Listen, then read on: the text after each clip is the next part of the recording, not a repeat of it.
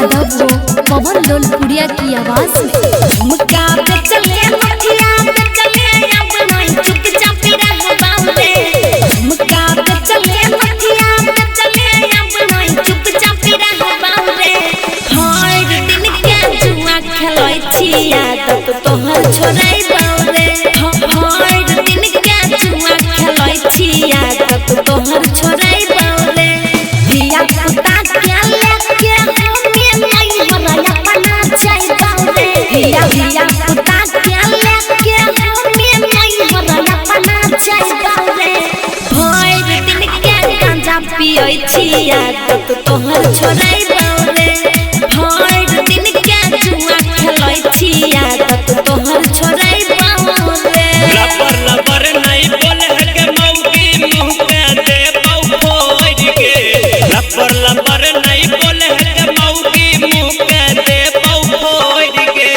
जहाँ दे तू मुँह चमके बही पिट्ठी दे बस साइड के। जहाँ दे तू मुँह चमके बही पिट्ठी दे बस साइड के।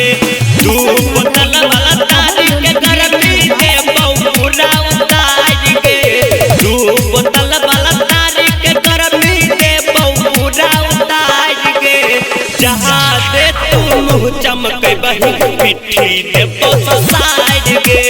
जहाँ दे तू मुँह चमके बही पिट्ठी दे बस साइड के। मगे भर दिन के गांजा पियै छी आदत तोहर छोड़ै बाउरे। भर दिन के जुआ खेलै छी आदत तोहर छोड़ै बाउरे। साई रिकॉर्डिंग स्टूडियो दिल्ली। रहै छ नै खिया मोर तोरा घर के कोनो काम पर। भर दिन के ताश खेलै छी साँझ के आबै छी घर पर। लाज नै लगै छौ की? अहे गइले हमरा कोन के मौगिया लागै चल बही चूस के। कर नहीं तू दोसर मौगी पाला तोय देखाउस गे। अब नई दाल भात सब्जी खिलै बाऊ कारण तोरा धरै बाउरे। अब नई दाल भात सब्जी खिलै बाऊ है जा तोरा धरै बाउरे। भर दिन के गांजा पियै छी आदत तोहर छोड़ै बाउरे। भर दिन के जुआ खेलै छी आदत तोहर छोड़ै बाउरे। भर दिन के गांजा पियै छी आदत तोहर छोड़ै बाउरे। भर दिन के जुआ खेलै छी आदत तोहर छोड़ै बाउरे। साई रिकॉर्डिंग स्टूडियो दिल्ली।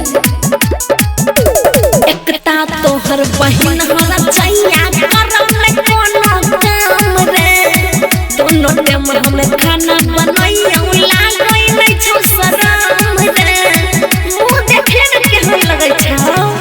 बहिन के हमारा नाम पे मौगिया बोले नहीं तू जबान गे।